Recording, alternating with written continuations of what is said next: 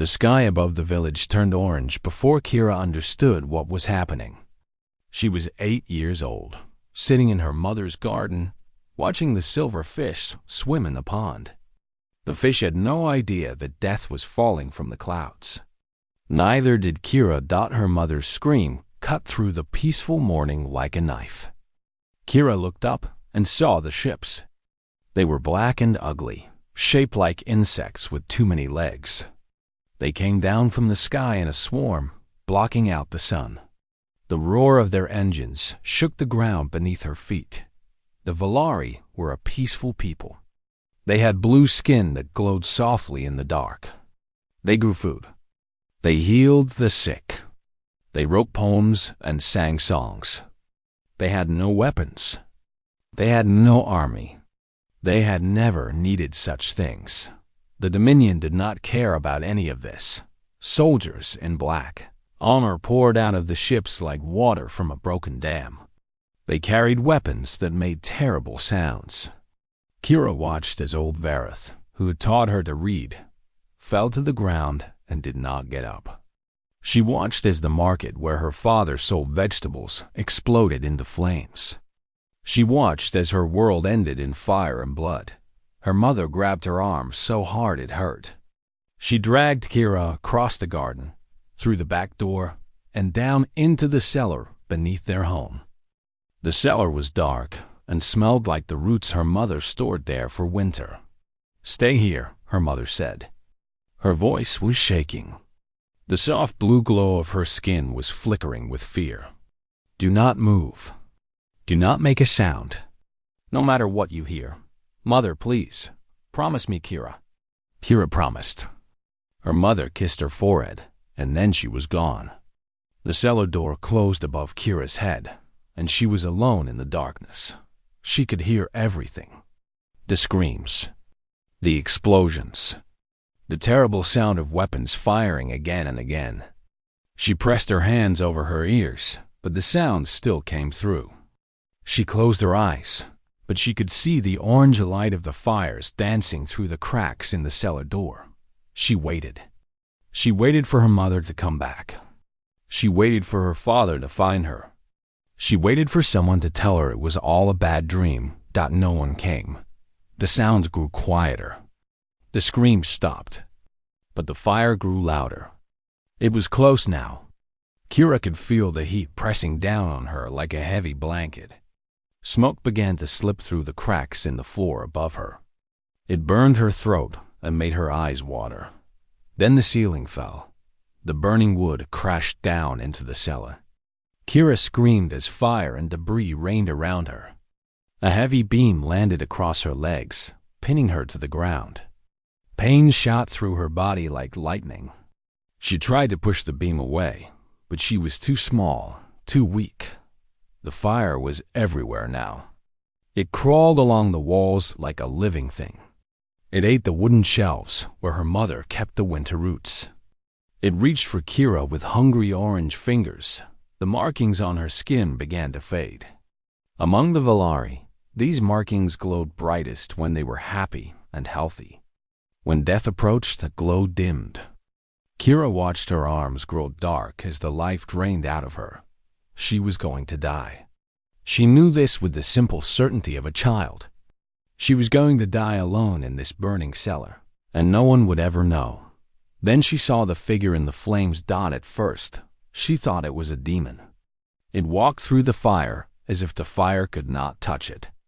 It was tall and strange, with skin that was not blue but brown, like the bark of a tree. It had no markings. Its ears were round and small. Its eyes were the color of the leaves in spring. The creature saw her. It moved toward her, pushing through the burning debris. Its skin was blistering from the heat. Its clothes were smoking, but it did not stop, then reached the beam that trapped her legs. The beam was on fire. The creature grabbed it anyway. Kira heard the sizzle of burning flesh. She saw the pain flash across the creature's face, but it did not let go. It lifted the beam and threw it aside. Then it picked her up. Kira was too weak to fight. too weak to do anything but hang in the creature's arms as it carried her through the inferno. She could feel its heart beating against her cheek. It was fast and strong, like a drum. The creature burst through a wall of flame. Kira felt the heat wash over them both. She smelled burned hair and cooked meat. But still the creature ran. Then they were outside. The air was still filled with smoke, but it was cooler here.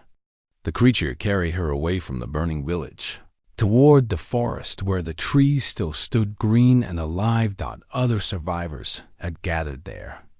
Kira saw old faces and young faces, all of them marked with fear and grief. The creature set her down among them, gentle as a mother laying a child in bed. Kira looked up at it. At him. She could see now that it was male, though she did not know how she knew. His face was covered in sweat and ash. His hands were red and raw from the burns. But his green eyes were filled with something she did not understand. Something fierce and sad and determined. He reached into his pocket and pulled out a small metal object. It was a pendant on a chain. The pendant was shaped like a bird with its wings spread wide. He pressed it into her hand. "You are going to live," he said. His voice was rough, and his words were strange. He did not speak her language well. "Be strong." Then he turned and ran back toward the fire. Back toward the screams that had started again. Back toward the black armored soldiers and their terrible weapons. Kira tried to call after him. She wanted to know his name. She wanted to thank him. But her voice would not work. She could only watch as he disappeared into the smoke. She never saw him again. The elders told her what the creature was. A human, they said. A species from a distant world called Earth. A dangerous species from a dangerous planet. Violent and unpredictable. Not to be trusted. But Kira knew what she had seen. She had seen someone walk through fire for a stranger. She had seen someone burn his own hands to save a child he had never met. She held the pendant tight in her small fist. The metal bird was warm from her grip. She did not know his name. She did not know where he came from or why he had been there. But she knew one thing with absolute certainty. She would never forget him. Not as long as she lived. 12 years had passed since the burning sky. Kira Thiessen was no longer a frightened child hiding in a cellar.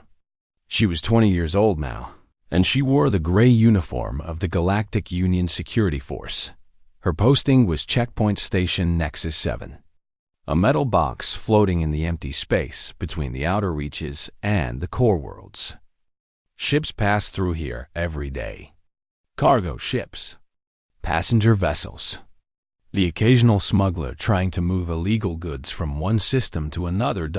It was boring work. Most days, Kira stood at her station and checked identification documents. She scanned cargo holds. She asked the same questions over and over. Where are you going? What are you carrying? Do you have anything to declare? But she did not mind the boredom. She had chosen this life. She had chosen it because of a memory that would not fade. Her partner was a Kreth named Torvax. The Kreth were large creatures, built like mountains with arms and legs. They had gray skin as hard as stone and small yellow eyes. Torvax was 7 feet tall and could lift a cargo container with one hand. But he was gentle as a kitten, and he laughed at everything.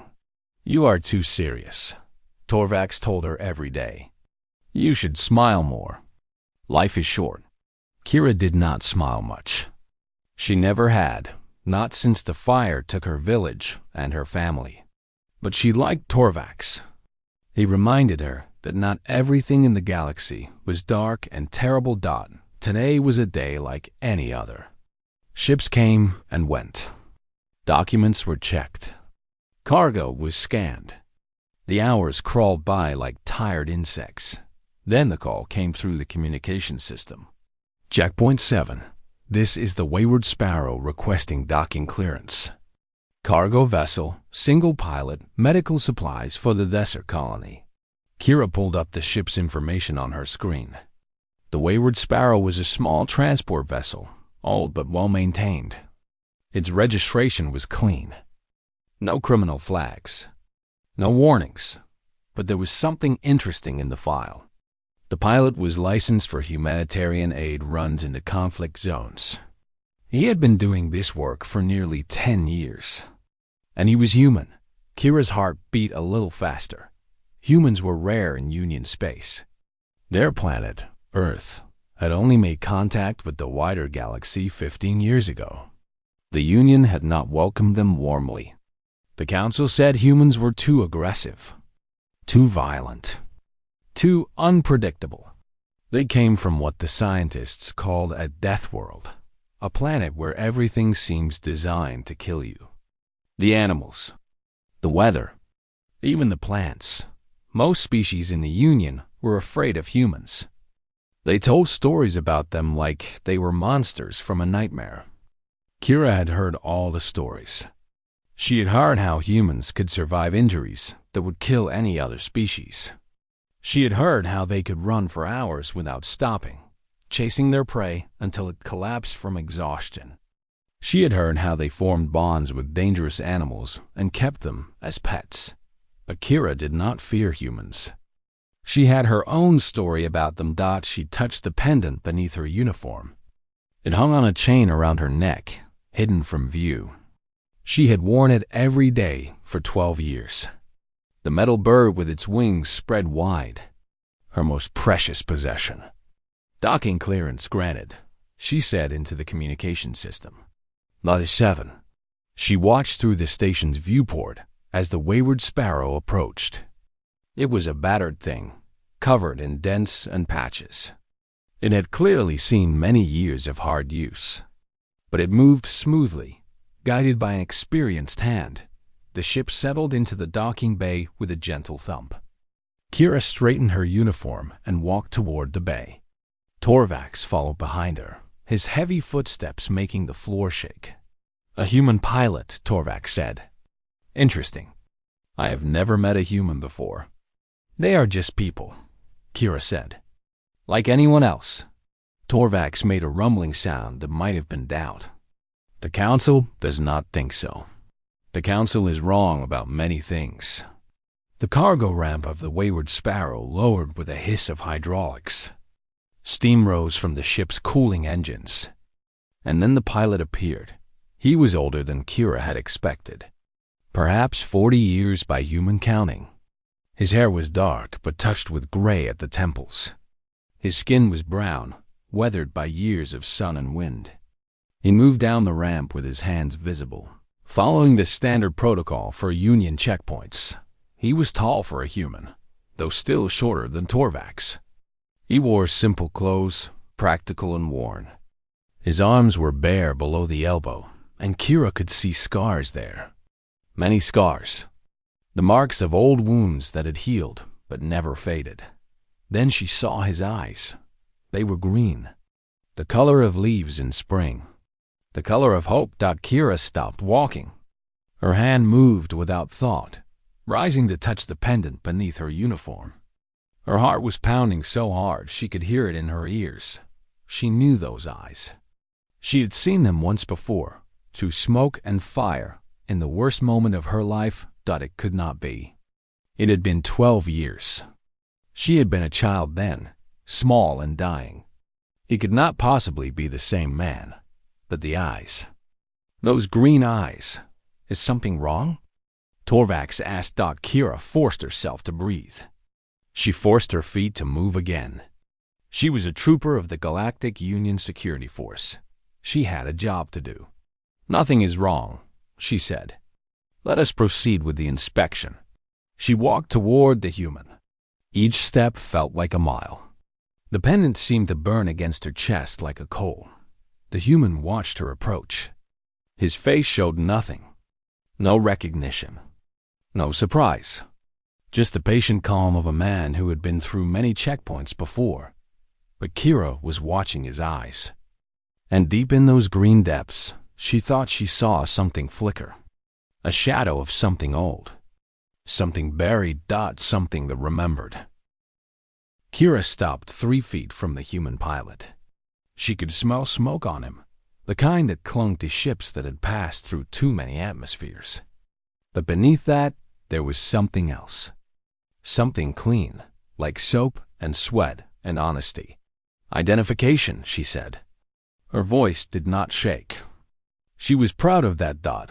The human reached into his pocket slowly, making sure she could see his movements. He pulled out a small card and handed it to her. His fingers brushed against hers for just a moment. They were rough with calluses and old scars. She looked at the card. The name printed there made her heart skip. Marcus Cole, licensed pilot.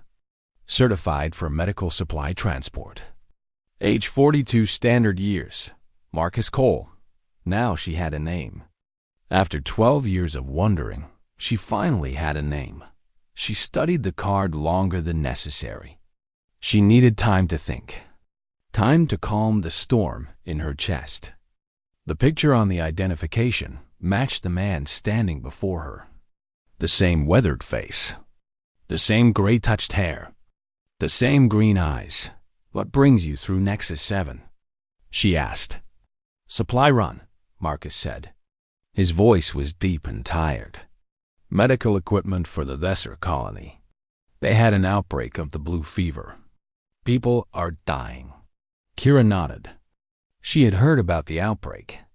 The Thesser were a poor species, living on a poor world.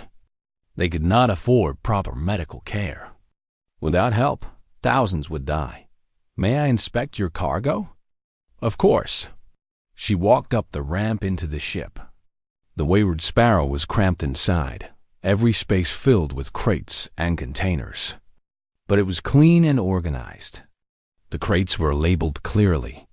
Medical supplies, medicines, surgical tools, food rations. This was not a smuggler's ship.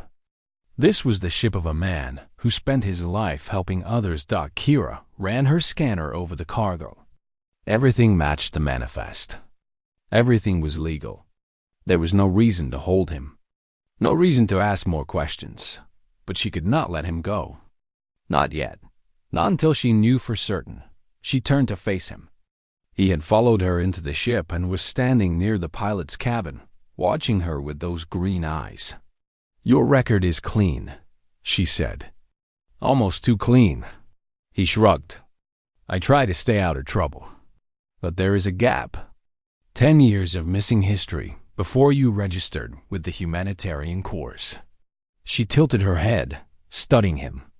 What were you doing during those 10 years? Something flickered across his face. It was there and gone in a heartbeat, but Kira caught it. Pain. Old pain buried deep. I was finding myself, he said. That is not an answer. It is the only answer I have. Kira stepped closer to him. She was trained to read body language, to spot lies and hidden truths. This man was hiding something. But it was not the kind of secret that dangerous men hid. It was something personal. Something that hurt. You were a soldier, she said. It was not a question. Marcus went very still. His hands, which had been relaxed at his sides, tightened into fists for just a moment before relaxing again. A long time ago, he admitted. For whom? A pause. His eyes looked past her, into some distance she could not see. No one worth mentioning. There was shame in his voice. Not the shame of a man who had done evil, but the shame of a man who had been part of something evil. Who had seen terrible things and done terrible things, even if he had not wanted to. Kira knew that shame. She had seen it in the eyes of survivors from many worlds. The look of people who had lived through horror and carried it with them forever. 12 years ago, she said slowly, watching his face. Were you in the Volcora system? The change was immediate. His face went pale beneath its tan. His breath caught in his throat. His hands trembled before he forced them still. I have been a lot of places, he said. But his voice was different now. Rougher, like the words were being dragged out of him. That is not an answer either. It is the only one I can give. Kira felt her pulse pounding in her temples. She was close now. So close to the truth she had been chasing for 12 years. The Valcora system, she continued. There was a moon there. An agricultural moon. The Dominion attacked it during their expansion campaign. They burned the villages. Killed the people. Most of the survivors were children too young to fight back. Marcus closed his eyes. His jaw was tight with tension. I heard about that, he said quietly. Did you hear about the human? Kira asked. There was a human there. No one knew why. He was not Dominion. He was not a colonist. He was just there, in the wrong place at the wrong time. She paused. Or maybe the right place at the right time. Marcus opened his eyes. They were wet with unshed tears. What about this human? He asked. He saved people. While the Dominion was killing and burning, this human was pulling survivors from the flames. He ran into burning buildings. He fought soldiers with his bare hands. He saved dozens of lives before he disappeared. Kira reached for the pendant beneath her uniform. She pulled it out, letting it hang in the space between them. The metal bird caught the light of the ship's cabin. Its wings seemed to shimmer. One of the people he saved was a little girl, Kira said. She was trapped in a burning cellar. She was dying. Her markings were fading. But this human walked through fire to reach her. He burned his hands lifting the beam that pinned her. He carried her to safety. She held up the pendant. And before he left, he gave her this. Marcus stared at the pendant. His face had gone completely white. His lips moved, but no sound came out. My name is Kira Thiessen, she said. I am that little girl, and I have been looking for you for 12 years. The silence between them stretched like a wire pulled too tight. Kira could hear her own heartbeat. She could hear the hum of the ship's systems. She could hear Marcus Cole's ragged breathing. Then he spoke. Just one word. Kira. And in that word, she heard everything. Recognition. Memory. The weight of 12 long years. He remembered her. He had always remembered her. Marcus Cole sat down heavily on a cargo crate. His legs seemed to give out beneath him. He put his head in his hands, and for a long moment, he did not speak. Kira waited. She had waited 12 years. She could wait a little longer. Outside the ship, she could hear Torvax moving around the docking bay. He was probably wondering what was taking so long. A simple cargo inspection should not take this much time. But Kira did not care. The rest of the galaxy could wait. Finally, Marcus looked up. His eyes were red, but no tears had fallen. You were so small, he said. His voice was barely above a whisper. So small and so still.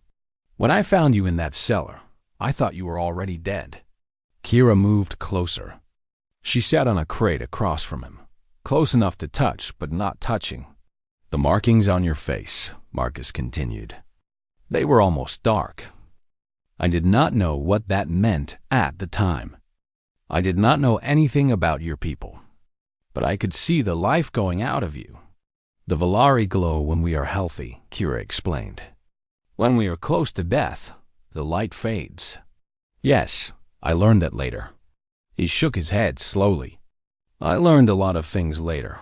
What were you doing there? Kira asked. The question she had carried for so long. Why were you on Velcora? How did you end up in my village? Marcus was quiet for a long time. When he spoke, his voice was heavy with old guilt. I was a mercenary, he said. A soldier for hire. I worked for whoever paid me. I did not ask questions. I did not think about right or wrong. I just followed orders and collected my pay. Kira felt something cold settle in her stomach. You worked for the Dominion? No, not exactly. He rubbed his face with his scarred hands. I worked for a company that worked for the Dominion. They called us contractors, security specialists. But we all knew what we really were. We were killers who let someone else take the blame.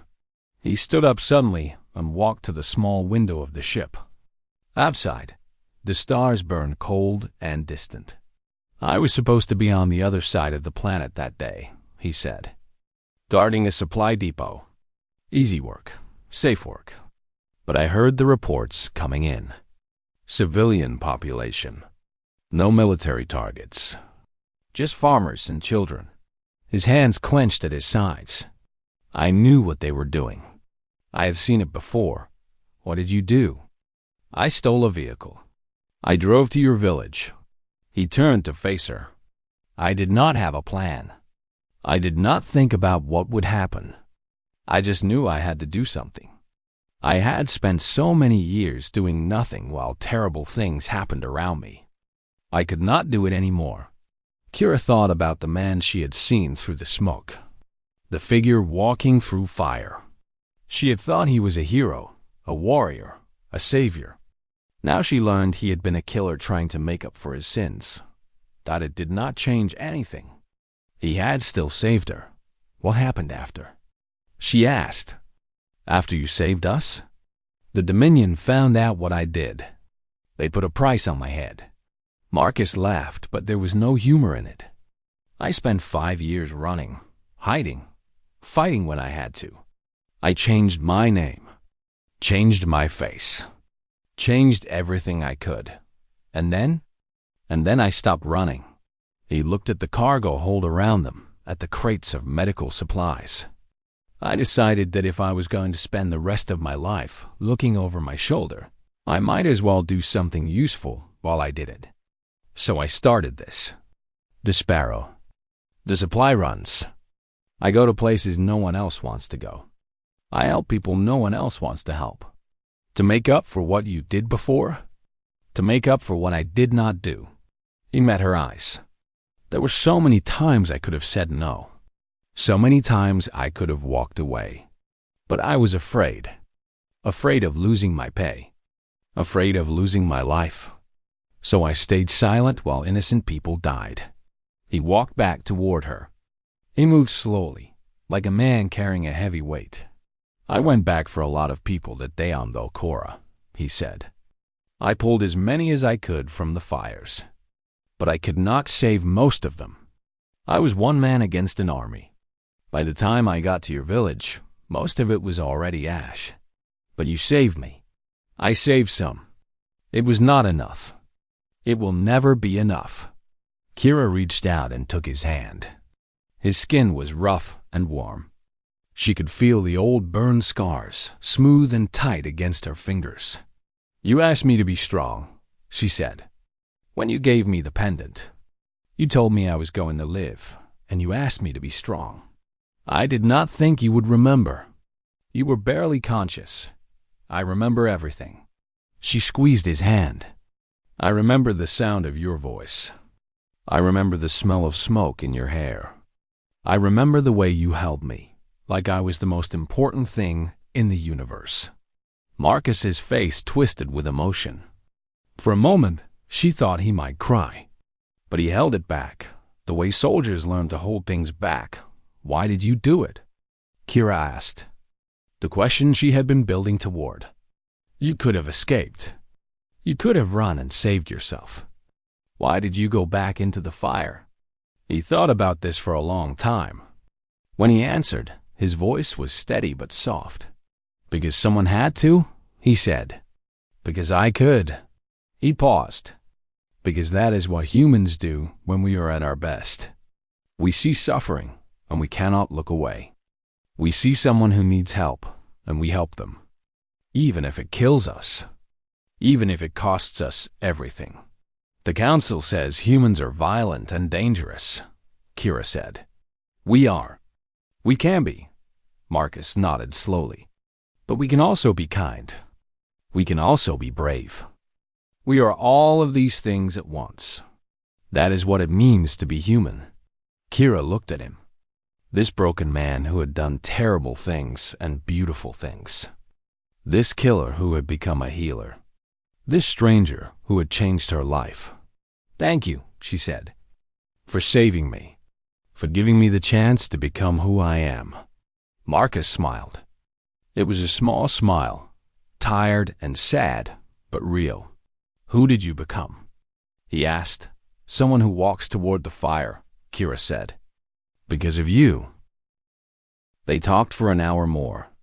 Kira told Marcus about her life after Velcora, the refugee camps, the foster families, the years of feeling lost and alone in a galaxy that did not care about one orphaned Valari girl. She told him about the day she decided to join the security force. The elders of her people had been horrified. The Valari did not fight. The Valari did not carry weapons. But Kira had looked at them with her mother's eyes and said she did not care what the Valari did. She cared about what she was going to do. Marcus listened to everything. He did not interrupt. He did not judge. He just listened, the way someone listens when they truly want to understand. When she was finished, he was quiet for a moment. Then he reached into his pocket and pulled out a small photograph.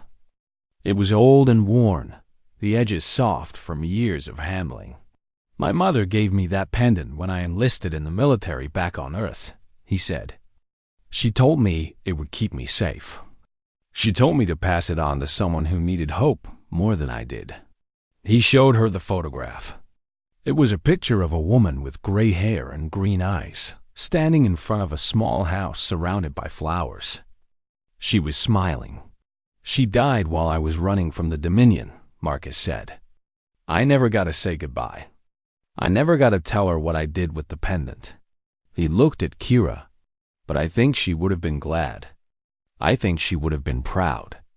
Kira looked at the photograph, at the woman who had raised this man, who had given him the small piece of metal that had meant so much to a dying child. What was her name? Eleanor. Eleanor Cole. Kira touched the pendant around her neck. I will remember her. A knock on the ship's hull made them both turn. Torvax's massive face appeared at the bottom of the cargo ramp. Thiessen? Is everything in order? You have been in there a long time. Kira stood up. She straightened her uniform and composed her face. She was a trooper again, professional, controlled. Everything is in order, she said. The pilot is cleared for departure. Torvax looked between her and Marcus. His small yellow eyes were curious, but he did not ask questions. The Kreth were good at knowing when not to ask questions. Very well, he said. I will process the departure clearance. He turned and walked away, his heavy footsteps fading into the distance. Marcus stood up slowly. He looked older now than he had when he arrived, but also lighter somehow, as if speaking the truth had lifted a weight from his shoulders. I should go, he said. The lesser are waiting for their supplies. People are dying. I know. He walked toward the ramp. Kira followed him. They stood at the edge of the ship, looking out at the docking bay with its gray walls and blinking lights. That pendant, Marcus said. It was the only thing I had left of my mother. When I gave it to you, I thought I would never see it again. I thought I was giving away the last piece of my old life. Do you want it back? He shook his head. No, it belongs to you now. It has always belonged to you, I think. I was just carrying it for a while. Kira felt tears prick at her eyes. She blinked them away. I joined the security force because of you, she said. Because of what you showed me that day. I wanted to be what you were for me. And what was that? Proof. She met his eyes. Proof that the galaxy is not as dark as it seems. Proof that there are people who will walk through fire for strangers. Proof that humans are more than what the Council says you are. Marcus was quiet for a moment. Then he shook his head slowly. No, he said. You are not proof of what humans are. You are proof of what anyone can be. He gestured to her uniform, her badge, the pendant at her throat. I just opened a door. You are the one who walked through it. Kira thought about this. She thought about all the choices she had made. All the time she had stood up when others sat down. All the time she had spoken when others stayed silent. Maybe he was right. Maybe the courage had been hers all along. Maybe he had just shown her that it was possible. "Will I see you again?" she asked. Marcus smiled. It was the first real smile she had seen from him. It changed his whole face, made him look younger and lighter and more like the man who had carried her through the flames. "The galaxy is large," he said, "but not that large. Our paths will cross again." He walked down the ramp. At the bottom, he turned and looked back at her. "Be strong, Kira Thiessen," he said. "The galaxy needs people like you." "The galaxy needs people like you too, Marcus Cole." He nodded once. Then he walked to the pilot's cabin, and a few minutes later, the Wayward Sparrow lifted off from the docking bay.